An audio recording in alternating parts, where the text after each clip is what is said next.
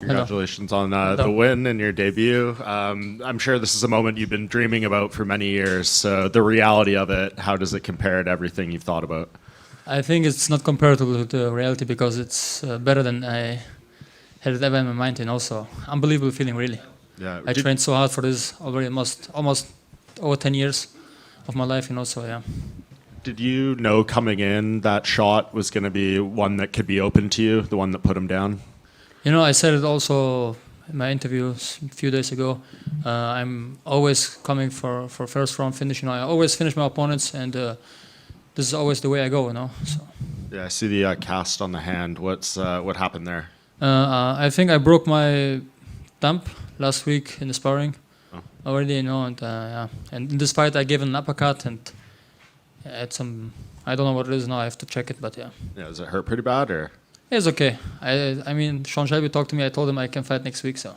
Yeah.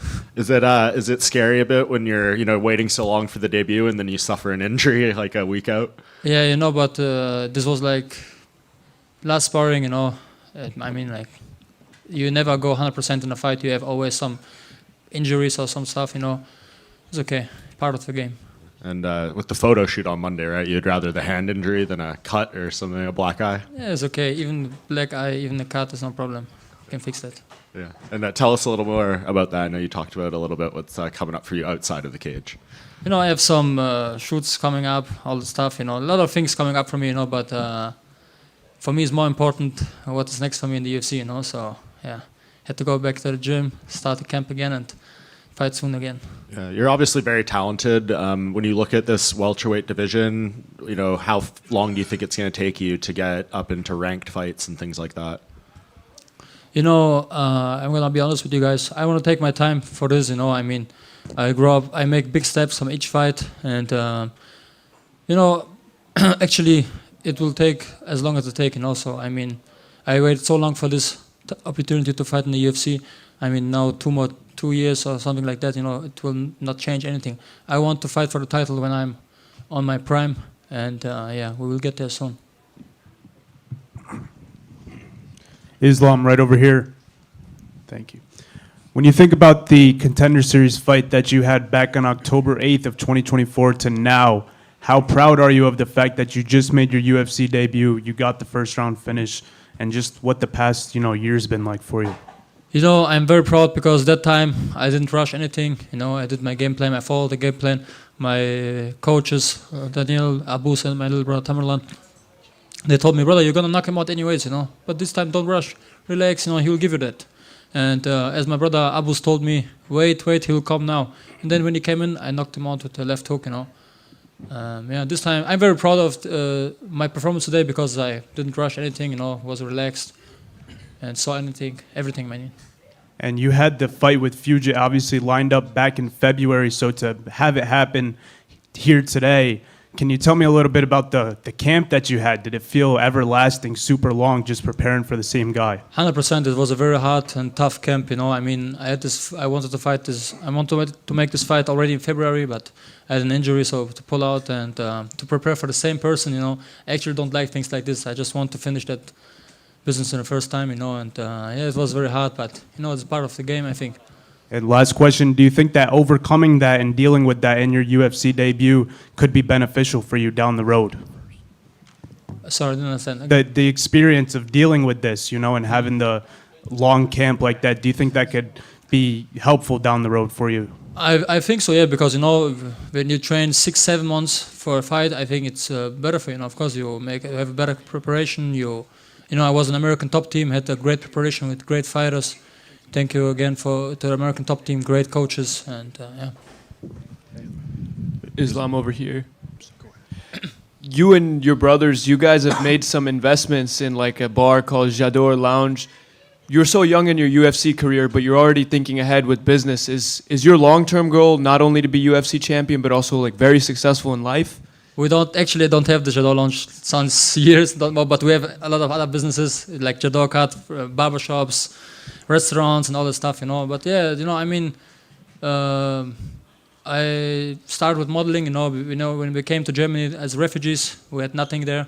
And so we started with modeling. It helps a lot with the money, with this money we invested in some stuff, and this because of this I could live my fighter's lifestyle, go to training camps, don't need to work, could do my trainings 2 times a day. I mean, I'm very, very happy because of this. That's awesome. And how do you balance all of it with businesses, investments, and also being a full-time fighter and model? I have somebody who's managing all that for me, actually. So I focus on the fight game. Back in the days, it was a little bit different. I had to do it all by myself. But we are like 7 brothers, We have a lot of brothers who can. If I have no time, somebody else have the time, So, and it's easy. So the key is to have a big family? Yeah, for sure. Big family is the best thing in the world. I love all my brothers. Shout out to them. Congrats on the win. Thank you very much. Islam right here. Yes. I just wanted to know if you had a message to try and get that bonus tonight, because it looks like it's going to be a pretty competitive night. There's 6 fights, 6 finishes, 5 in the first round. It's been a pretty crazy night so far. I mean, when I get the finish, when I get the bonus, is good. If not, I mean, it's also okay for me. If somebody else deserves it, why not? I mean, it have to be fair.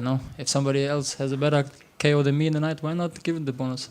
And then I just wanted to ask, like, you credit your team and things like that. I just wanted to ask, like, where the intelligence comes in that octagon, because it seemed like whenever he threw a kick, you were timing it perfectly with the overhand. And then we saw him land a kick. It kind of stumbled you on the feet a little bit there. And then right after that, you immediately checked it, walked him down, and ended the fight. So, like, where does that intelligence come from?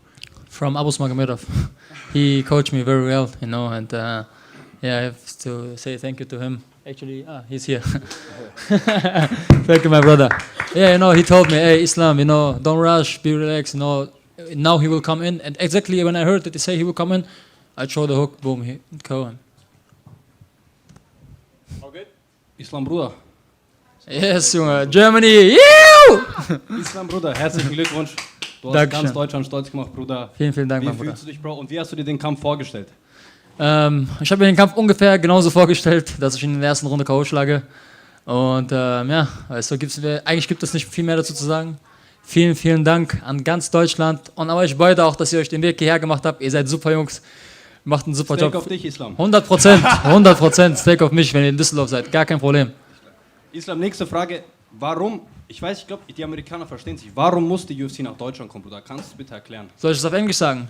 Erst auf Deutsch, dann auf Englisch. Okay, Bruder. die UFC muss auf jeden Fall nach Deutschland kommen, weil wir haben einfach ein Riesentalent und einen Top-15-Kämpfer, Abus Magomedov, wir haben andere super Jungs, wie ein Nasrat Hakparast, Und jetzt auch mittlerweile mich. Ich meine, wenn wir zu dritt jetzt auf einer fetten Fightcard kämpfen würden, glaub mir, wir würden jede Halle in Deutschland ausverkauft bekommen. Das heißt, die UFC muss auf jeden Fall nach Deutschland kommen. We need the UFC in Germany, guys. So you have definitely to come over. Islam, nächste Frage. Wie fühlt es sich auch an, auf so einer Bühne zu kämpfen? Du hast keine leichte Kindheit. Viele Leute haben dich vor allem auch am Anfang deiner Karriere gehatet. Immer noch, Leute sagen immer noch, gegen wen kämpft Islam da, aber du hast es geschafft, auf der größten Bühne zu performen. 2 Kämpfe, Dana White Contender Series hast du einen Co gemacht. Hier bei einem großen Pay-Per-View hast du einen Co gemacht. So, wie fühlst du dich als der kleine Islam, der mit dem Sport angefangen mit dem Boxen? Wie fühlst du dich jetzt auf so einer Bühne zu stehen, Bruder? So zu lächeln und zu performen. Vor allem deine Jungs, deine ganzen Jungs waren da, alle.